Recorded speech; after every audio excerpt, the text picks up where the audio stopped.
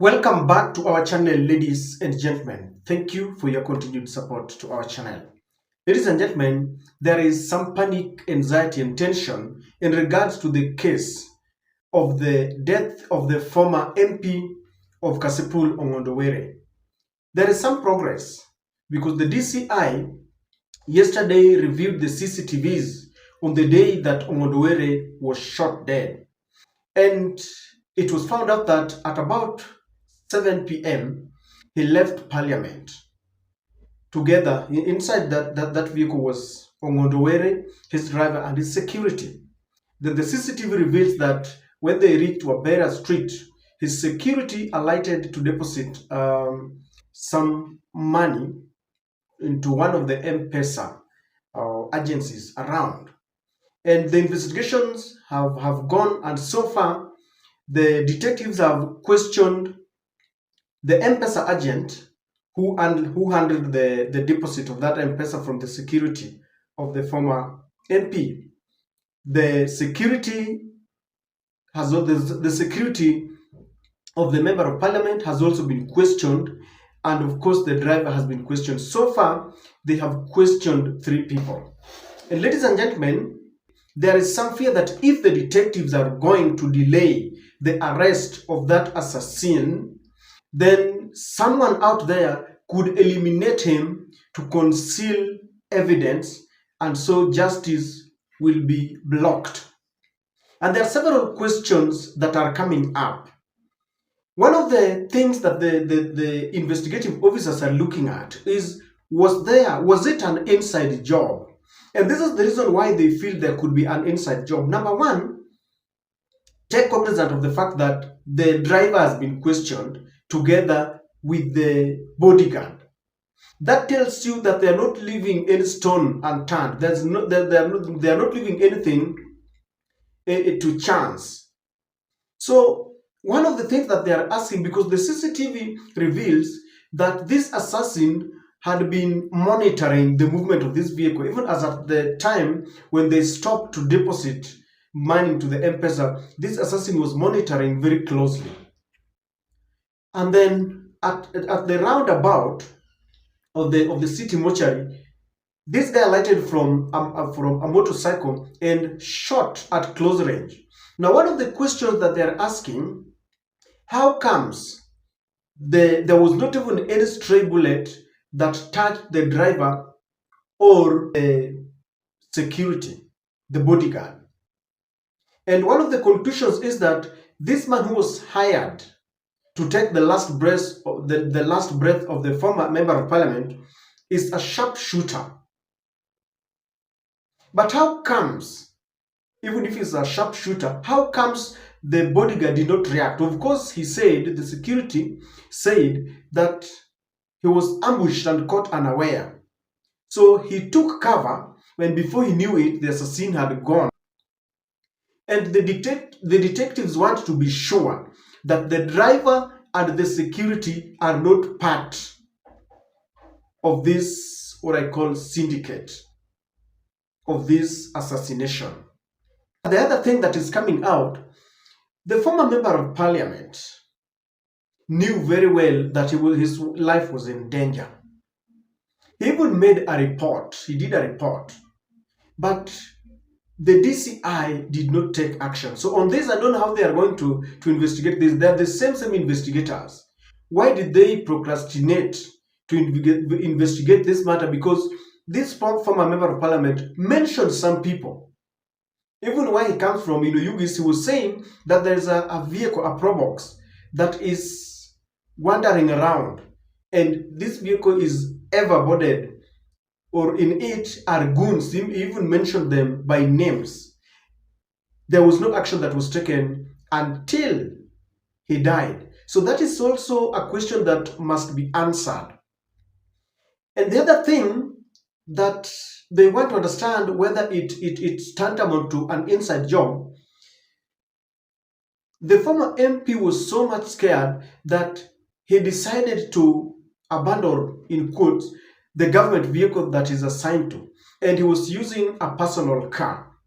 a Toyota Crown sports car. And this tells you that he was so much scared to use his usual vehicle because he knew very well he was a marked man, someone was monitoring him, and even decided now to use another vehicle. So one of the questions that is being asked is this: who told the assassin that they had now left parliament and they were in that vehicle? The vehicle was tinted. So who told them that now they are leaving and they are using this particular car? Because the former MP thought that now that he was not using the very known vehicle, that the very government vehicle, he would not be noticed easily. So was there anyone who was communicating? Was there some communication? And that's why I think they have taken every details, every phone call, every message, every WhatsApp message, or the short messages are going to be reviewed, because there is a possibility that someone was communicating with the assassin there. Now, how did they know that the member of parliament was not sitting at the back left the way they usually do? How did they locate in a tinted car that this MP was sitting right there, and then they shot at the other two? So those are questions that are still being asked there. Now, I know the family and friends and even as a country would want to know, because the CCTV has revealed that there was one person who was monitoring, but they want to know who was he. But that is not enough. Who sent him? Can you imagine a whole member of parliament who is also being accused of, having goons back at home, was so scared that he had to change his vehicle? And this is the question: who was this powerful man who could intimidate a member of parliament who is being accused of perpetuating atrocities back at home, to an extent that he was so scared, to an extent that he was even predicting his death, to an extent that even he did a report to the DCI, and he did not want to travel in his own vehicle? Who could it be? Who was this powerful man? I've been asking myself. If you've studied the kind of politics that we play, a member of parliament is always in charge. They always work together with the local police stations. They have always pocketed the OCS and the OCPD. If you check, that's why they're even in charge of goons, and if the goons are apprehended, they will always make phone calls and they will be set free. But with all that, the member of parliament, he was still afraid with a security man, a trained police officer. He had money, could even add more to himself. But this man was so scared, and his fear came to pass, that indeed he was being trailed. So who was this powerful man? Now, to get all these answers, ladies and gentlemen, this assassin must be found alive. That is the bottom line. He must be found alive, because I'm sure the assassin is not the person who had problems with the former member of parliament. He must have been sent. And in social media, it's not very easy to understand what might have happened, because Ongondo had enemies. I'm looking at people saying, alinyakua my property, sijui alichukua hii, alifanya nini. And then back at home, Ongondo himself said that there were people, goons, who are walking around. And so it's very difficult to understand. Some people accuse him of being in charge of goons and intimidating, killing, and maiming people at home. Yet Ongondo is also saying that people who are wreaking havoc in the constituency were from Migori, some were from Homa Bay, others from Kisumu. So it was accusation and counter-accusations. There are names who have already been named. Someone was telling me that one of the suspected goons was killed immediately. It was announced that Ongondo had been assassinated. And so it is going to be the continuation of this protracted battle in that constituency. People really want to know who was responsible for the killing. Now the DCI are in a mad rush to ensure that this guy who pulled the trigger is found alive, because any slight delay can jeopardize everything. Because if there was someone who sent him to kill the MP, then the only evidence that we have is the assassin. Is the person who will be able to tell us, I was sent by so and so. He was told me this is the motive. And after he has said and revealed the images or the people who sent him, then the DCI will go for the people who sent him to know the motive. Was it a revenge mission? Had Ongondo Were fallen out with several people that they ganged up against him? Or was he just one person? And the DCI, the investigative officers, are very worried because the person who sent this assassin can easily take away his life. He can also be eliminated because he's the one who's got everything. He's got the truth. So for the man who sent him, the big man, the man who intimidated a member of parliament with security, for him not to be caught, he can easily eliminate the man who pulled the trigger.